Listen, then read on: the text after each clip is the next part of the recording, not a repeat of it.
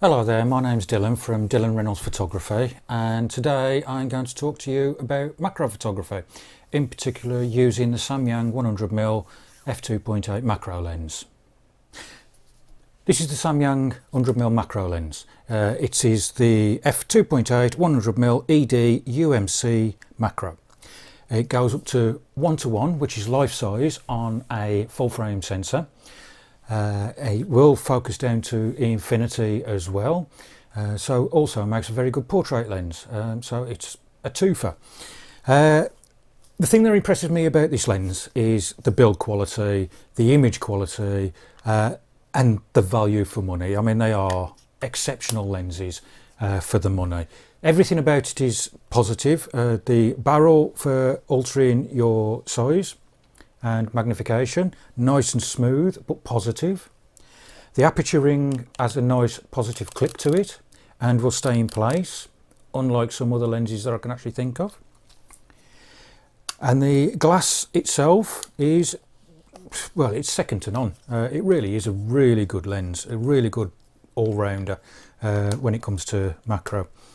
And I will say from the outset, this is not a paid promotion. I actually use this lens for my own macro photography, amongst others, but it is my primary go-to macro lens.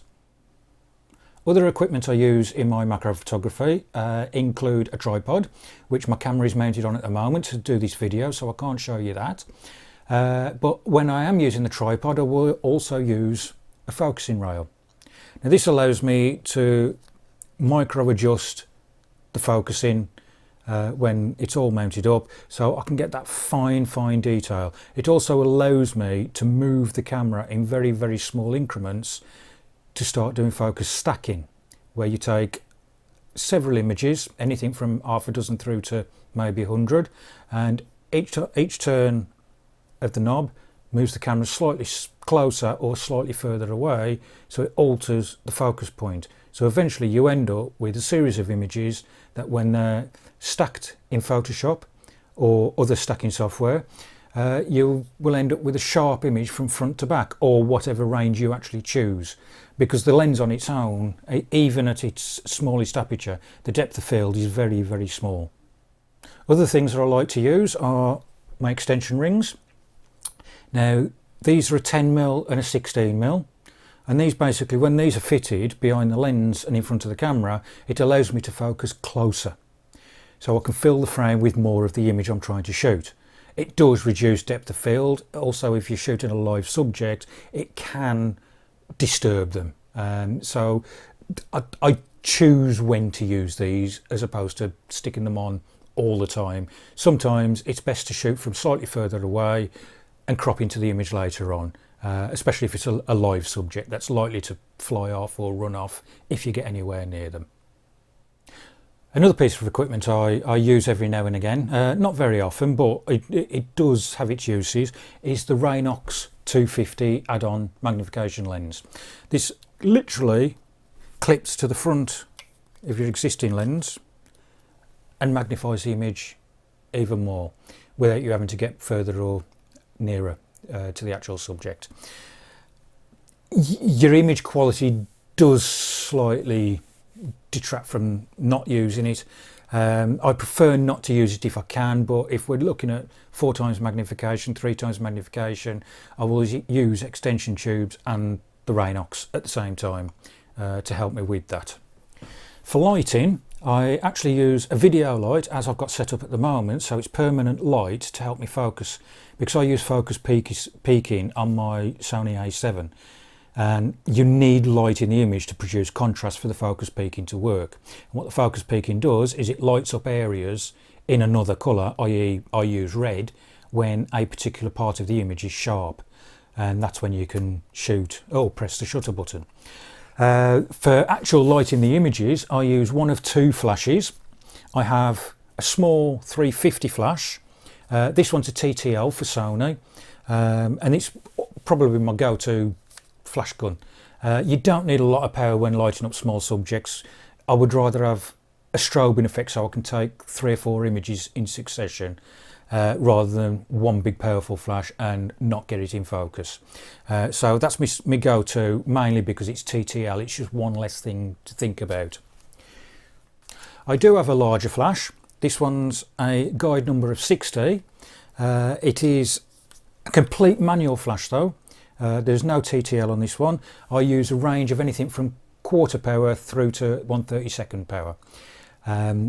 This one needs a lot of diffusing. That's hence why I've got a bit of packaging foam permanently attached to the front. I also put it through other diffusers, the same as I do with the smaller flash, but the smaller flash I don't use a diffuser on the front at all.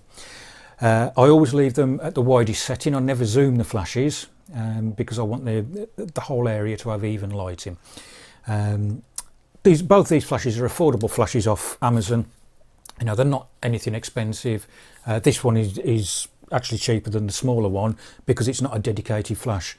It's just a manual flash with a single pin on the bottom that will work on pretty much any camera.